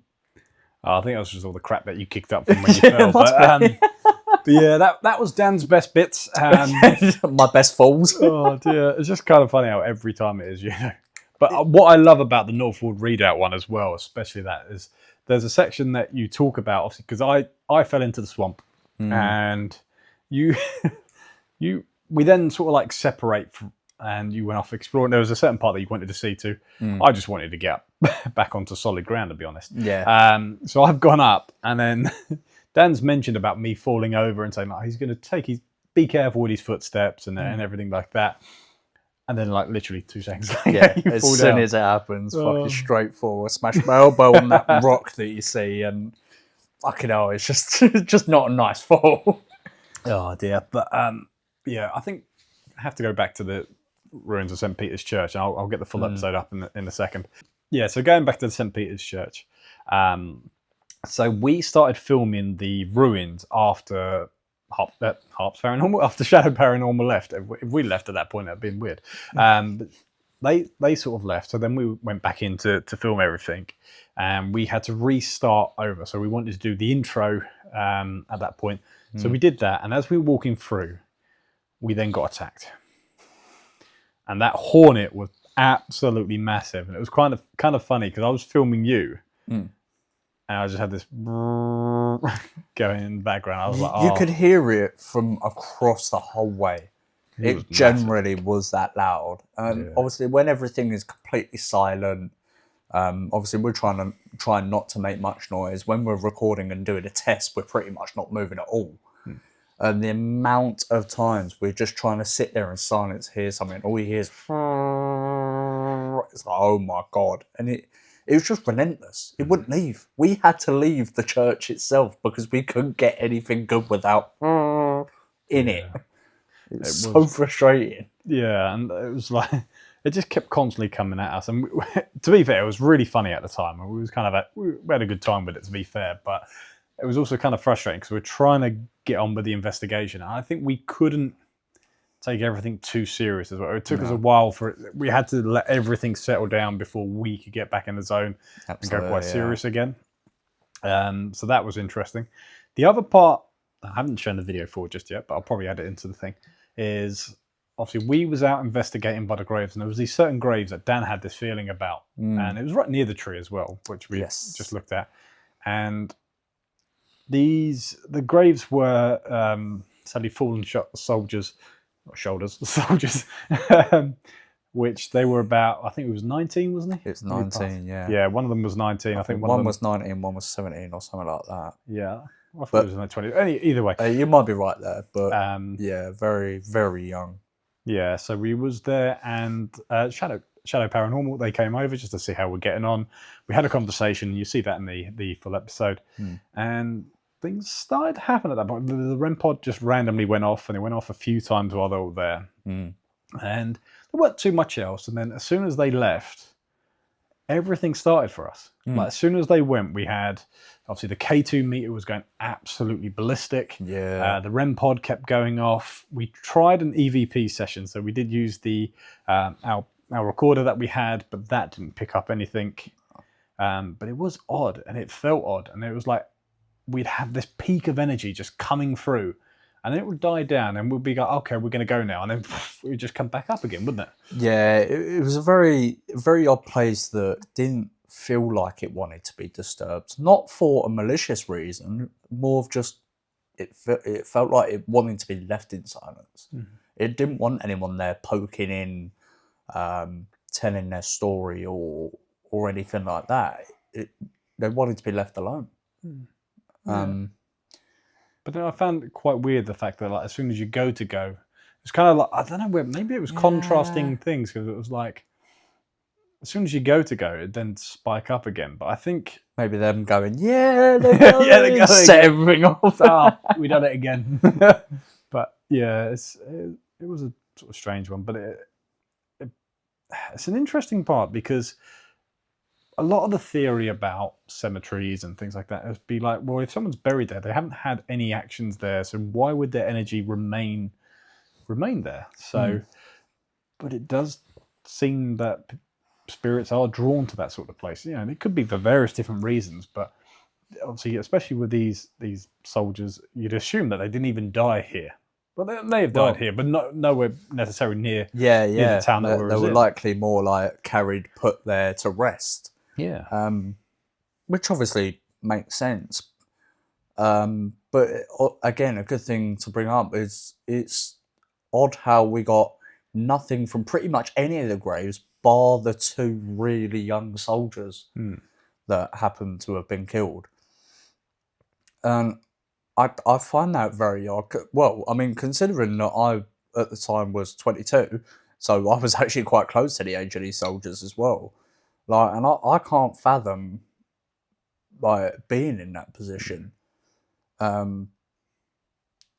Obviously, it was a very tough time for them, and maybe that's why they're. I mean, 1921 or whatever the age was. It's a very young age to go. Yeah. So maybe on the basis on the theory of taken too soon, or taken before their time. Yeah. However you want to interpret that, a lot of people would take that kind of religiously. A lot of people just take it in other ways. But yeah, it's very interesting, nevertheless. Oh, 100%. That's us going through all the footage and everything that we've got. I think the first few episodes that we've been able to release, we've had such a great response, and I'm so grateful for everyone that has even just watched even a part of the footage. Absolutely. We've had so much feedback from other people, and even now I'm getting constant messages saying, when's the next episode going to be up, and when you're going out, and where you're going next. And we've got a lot of things that we're planning for this year. Now that the weather's starting to become a bit better, we'll be able to go out to a few more places. So we've got quite a few things that we're going to be working on. So we're going to try and get a lot more content out for you. So we're going to get a lot more investigations. I've mentioned we've got the collaboration with Shadow Paranormal, and we've got a lot of investigations that we plan to do ourselves. So there's quite a few places. We're going to go further afield as well. I've got a few locations in mind. We've got some other locations that are not known to be haunted as such, but we're going to try and investigate them just to see as to how they are. Because a lot of them have got the recipe to be it, but there's just no investigations have been done there. So it'll be interesting to go to places where no one else has been, to see what we capture. And yeah. Yeah, And I'll add on to that. If there's any locations you want us to go to, leave a comment. If there's anything that you want us to improve on or add to the videos or take away from the videos, if we're doing too much of one thing you think or not enough of another or anything like that, let us know. We're here to give you the entertainment you want. Obviously, we try and we just be who we are. And if that's good enough for you guys, fantastic. But you know, we're going to continue doing what we're doing. We are going to head up to multiple different locations this year. We are going to give it a kickstart. You know, maybe bring a few guests. Obviously, we've got the collaborations and stuff like that, like Craig said. But we rely on your guys' feedback. We need we need feedback to kind of branch out as well. You know, the bigger we get, the easier it becomes to go to locations. I know that's obviously, you know, quite obvious in a sense, but at the same time, it does really help to go to places that people don't necessarily get permission to go to. A lot of the UK is like that. You need permission. You need this sort of thing. Otherwise, you are classed as trespassing and stuff like that. With that in mind, we have to be careful. Maybe one day we'll take Luna on an investigation. You never know. Yeah. Could be our third member, can't you? Yeah. Want to come go find some ghosts? Go find some spirits? But other than that, obviously, I've been Dan. I've been Craig, and thank you so much for watching this episode from HARPS Paranormal. We do hope you enjoy it, and we'll see you in the next one.